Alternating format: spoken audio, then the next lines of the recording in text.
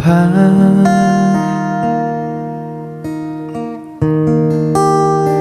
engkau sungguh baik, kasihmu melimpah. Perkenalkan, nama saya Inul Simbolon. Saya mahasiswa dari Universitas Yakan Taruto dengan NIM 210101131. Grup D. Di sini saya akan menjelaskan tentang pemahaman saya tentang teori proper dan teori biologi. Teori proper, pengertian proper. Teologi proper adalah usaha ilmiah untuk menyelidiki hal-hal yang dapat diketahui mengenai Allah. Penyelidikan itu berkisar pada keberadaan, kepribadian, sifat-sifat, dan karya-karya Allah. Dalam konteks teologi Kristen, teologi proper adalah kepercayaan Kristen tentang Allah. Istilah yang sama dengan itu adalah teisme. Teisme adalah suatu kepercayaan tentang Allah, tentang adanya Allah. 2. Problem pengetahuan manusia akan Allah. Allah dapat dikenal atau dipahami oleh manusia melalui Alkitab, dan juga manusia mengetahui Allah adalah juru selamat baginya dan Allah mengampun dosa baginya. Allah tidak dapat diketahui dan dipahami sepenuhnya karena pikiran manusia tidak dapat menjangkau ke dalam pengertian sepenuhnya tentang Allah. 3. Ciri-ciri pengenalan akan Allah.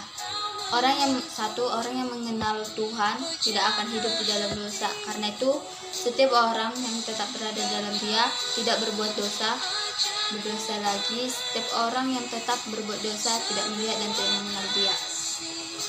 2. Orang yang mengenal Tuhan akan hidup dengan memancarkan kasih. Saudara-saudara yang terkasih, marilah kita saling mengasihi, sebab kasih itu berasal dari Allah. Dan setiap orang yang mengasihi lahir dari Allah dan mengenal Allah. Barang siapa tidak mengasihi, ia tidak mengenal Allah, sebab Allah adalah kasih. Kasih itu sabar, kasih itu murah hati, ia tidak cemburu, ia tidak meninggalkan diri dan tidak sombong, ia tidak melakukan yang tidak sopan dan tidak mencari keuntungan diri sendiri, ia tidak pemarah dan tidak menemukan kesalahan orang lain. 3. Orang yang mengenal Tuhan akan menuruti perintah-perintahnya, dan inilah tandanya bahwa kita mengenal Allah, yaitu kalau kita menuruti perintah-perintahnya. Barang siapa berkata, aku mengenal Dia, tetapi ia tidak menuruti perintahnya, ia adalah seorang pendusta, dan di dalamnya tidak ada kebenaran. Barang siapa mengenal Tuhan, ia pasti akan taat kepada perintah-perintah Tuhan. Namun kita tidak menuruti perintahnya karena takut Dia marah, melainkan kita menuruti perintah-perintahnya karena kita mencintai Dia. Pengenalan akan Tuhan Allah itu identik dengan mendengarkan firman-Nya. Pengenalan akan Allah selalu disertai dengan ketaatan, dan ketaatan memimpin kepada pengenalannya akan Tuhan. Ketaatan adalah penaklukan diri kepada Tuhan, di mana Tuhan adalah Tuhan dan umatnya adalah hambanya. Pengenalan akan Allah disebut hearing knowledge, pengetahuan yang mendengarkan, di mana ketaatan pada firman-Nya adalah penaklukan diri di bawah otoritasnya. Tanpa ketaatan, tidak seorang pun dapat mengenal Allah, sebab pengenalan Allah adalah kasih karunia Allah, di mana hal ini tidak dapat meraih berdasarkan kemampuan pikiran. Allah sendirilah yang berinisiatif memperkenalkan dirinya kepada manusia. Tanpa inisiatif Allah, tidak ada seorang pun yang dapat mengenal Dia. Allah sendiri aktif menyatakan dirinya dan mencari umatnya yang sesat. Dan pencarian umat Allah hanyalah reaksi dari pencarian Tuhan. Kitab suci berkata, apabila kamu mencari aku, kamu akan menemukan aku. Apabila kamu menanyakan aku dengan segenap hati, aku akan memberi kamu menemukan aku. Bagaimana kita bisa mencari dan menemukan Dia jikalau Ia tidak menghidupkan hati kita untuk mengasihi Dia? Bagaimana kita bisa mencari Dia jikalau Ia tidak terlebih dahulu menerangi hati kita bahwa Dia adalah sumber terang dan kita memerlukan terangnya sebagai landasan hidup yang benar dengan baik. Ialah yang terlebih dahulu menaruh benih firman-Nya di dalam hati kita. Bagaimana jiwa kita bisa merindukan Allah jikalau Ia tidak terlebih dahulu menaruh kasih-Nya dalam hidup dalam hati kita untuk mencari Dia? Ketika dalam perkenanan dirinya, umatnya hanya menerima apa yang dikamkannya. Allah adalah subjek yang menyatakan kehendaknya, dan umatnya adalah objek mendengarkan suaranya.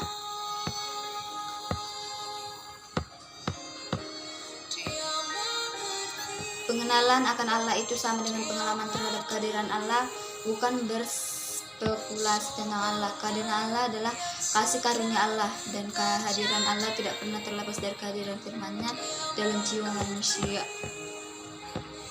4. Persyaratan pengetahuan tentang Allah. 1.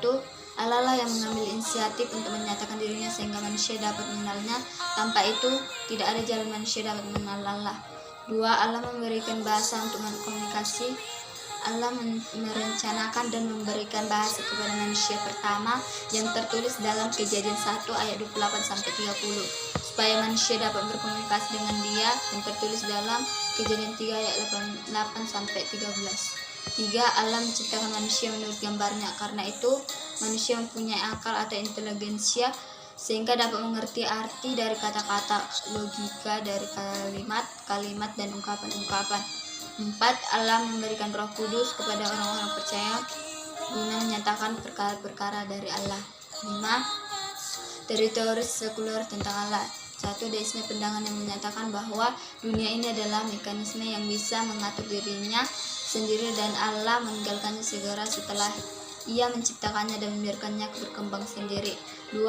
Ateisme penyangkalan akan kenyataan adanya Allah. 3. Skeptisisme keraguan kenyataan akan adanya Allah. 4.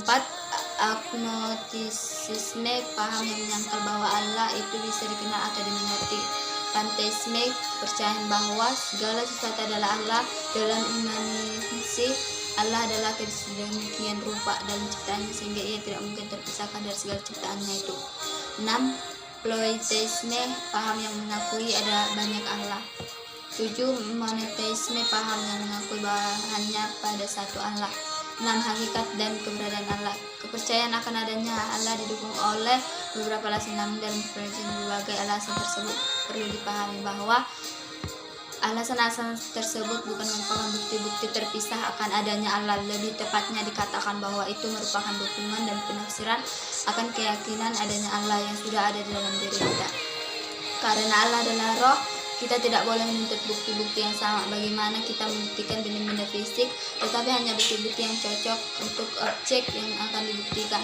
Bukti-bukti itu harus merupakan hasil pengumpulan data, karena satu alasan saja untuk membuktikan adanya Allah tidak cukup, tetapi beberapa alasan kenapa itu cukup memadai untuk meminta suara hati dan mendorong kepercayaan. 7. Nama-nama Allah. Kita menulis bahwa Allah menyatakan dirinya kepada manusia memiliki beberapa nama. 1. El atau disebut Allah, yaitu istilah umum bagi yang ilahi dan pakai untuk meliputi semua anggota golongan yang ilahi. Istilah Elohim yang jamak biasanya dipakai oleh para penulis di PL dengan memakai kata kerja dan kata sifat tunggal untuk menunjukkan satu gagasan tunggal. Nama-nama dengan istilah El misalnya A atau Elyon, Allah yang maha tinggi; A atau Olam, Allah yang akal; A atau Sadai atau Allah yang maha kuasa. 2. Yahweh atau Tuhan, yaitu nama pribadi yang paling baik dari Allah Israel. Istilah ini dikaitkan dengan kata kerja Ibrani ada yang berarti dia dengan istrinya atau dia yang menjadikan ada. Yehovah Jireh atau Tuhan yang menyediakan. Yehovah Nissi atau Tuhanlah penjiku. Yehovah Ra'ah atau Tuhanlah penggembalaku. Yehovah Rafa, Tuhan yang menyembuhkan. Yehovah Roi, Tuhan adalah gembalaku.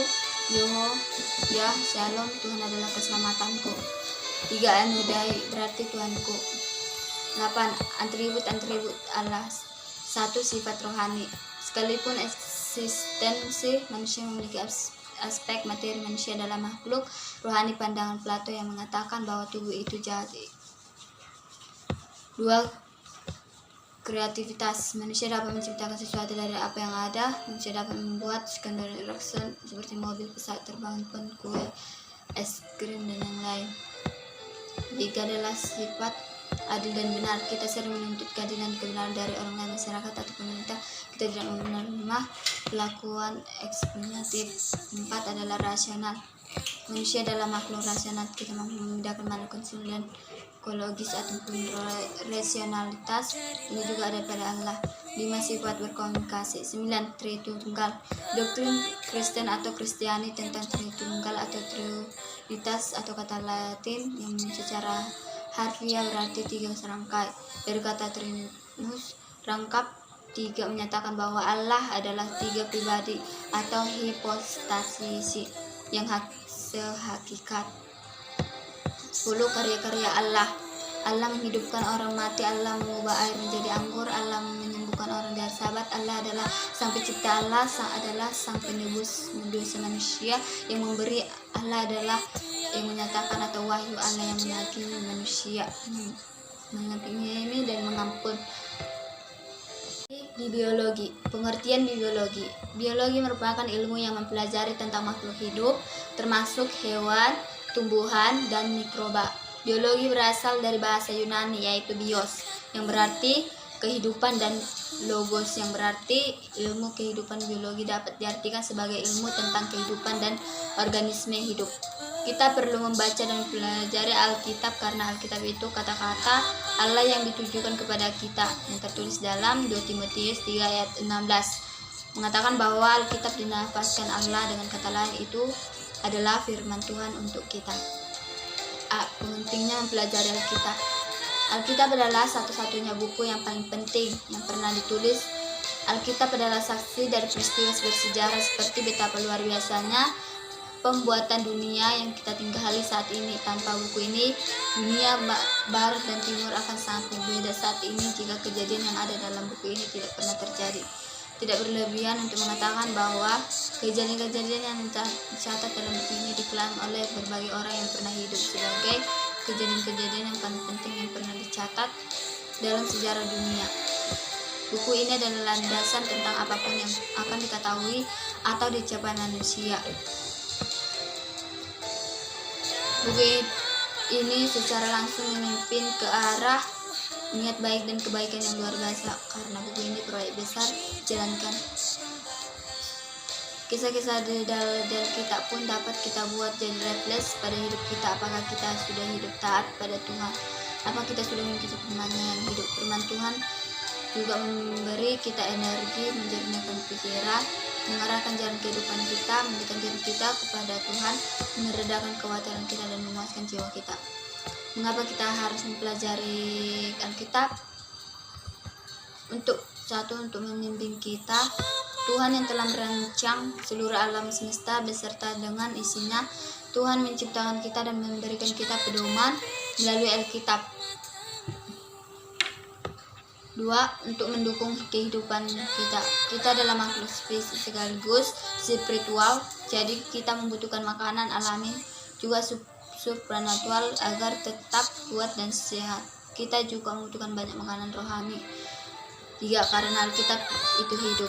Alkitab bukan sekedar buku fisik. Alkitab adalah sumber kebaikan supranatural, air kehidupan Allah atau kehadirannya yang bergerak dalam hidup kita, yang tertulis dalam Yohanes 1:7 ayat 38. Kita membacanya, baca Alkitab dan energi Tuhan mencurahkan hidup kita.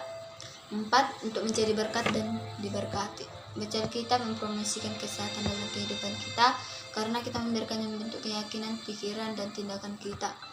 5. Membaca Alkitab untuk memurnikan. Baca Alkitab diibaratkan seperti air bagi tubuh yang dibutuhkan untuk memurnikan. 6. Untuk memperbaiki dan melengkapi. Kita dapat hidup dalam kemenangan karena Alkitab memotong semua yang bukan dari Allah dan menggantinya dengan hal-hal yang sebenarnya, membantu kita mengatasinya. Memberikan Tuhan mengoreksi kita dengan membaca Alkitab seperti roh bagi Dia untuk melengkapi kita.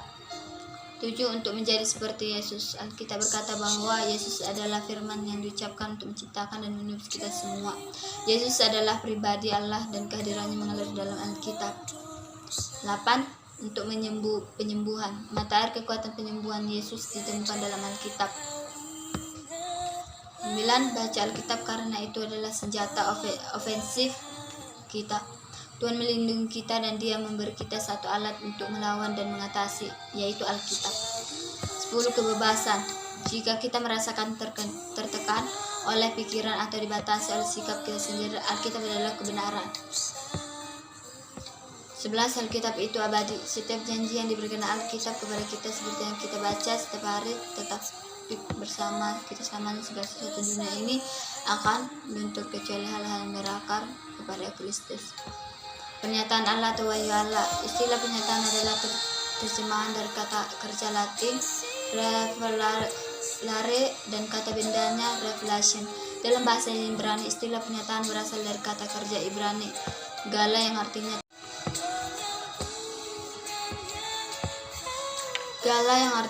telanjang. Dalam bahasa Yunani, pernyataan adalah apokalipsis atau dari apokalipto, yang artinya menyingkapkan, menanggalkan, membuka selubung, menunjukkan yang bersembunyi. Penghilmanan atau inspirasi. Penghilmanan memiliki istilah inspirasi yang artinya adalah tuntunan atau pengaruh supranatural dari roh Allah dan pikiran para penulis Alkitab, sehingga hal tersebut menjadikan tulisan-tulisan yang dihasilkan mereka sebagai catatan yang progresif dan berotoritas dari wahyu dan kehendak Allah. Pengilhaman dan pewahyuan tidak dapat dipisahkan. Kata diilhamkan dalam Alkitab memiliki arti yang lebih dalam lagi, yaitu diwahyukan. Kanon Alkitab.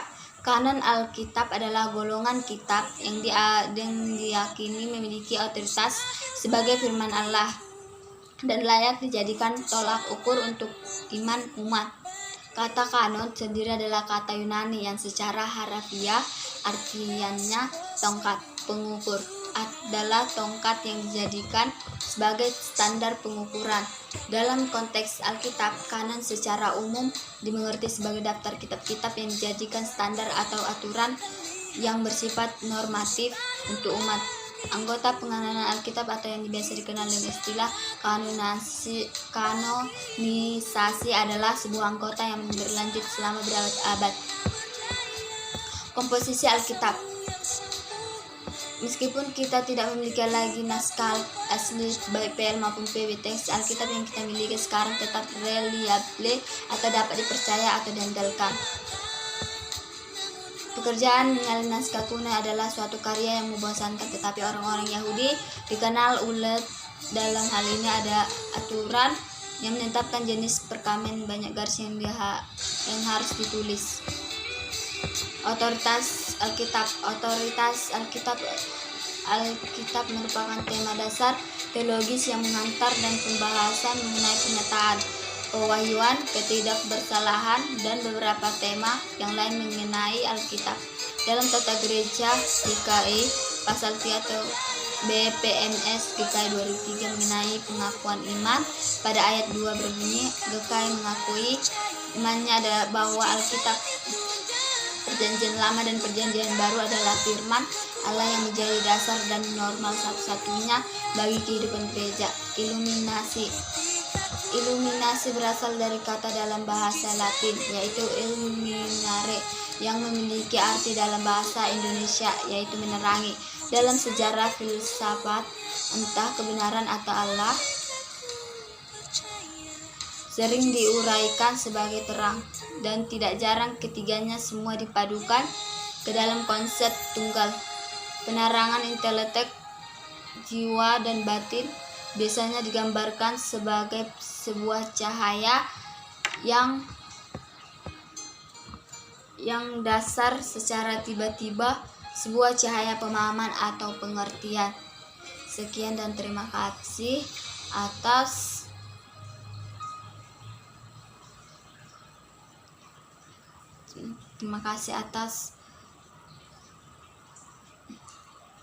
video ini.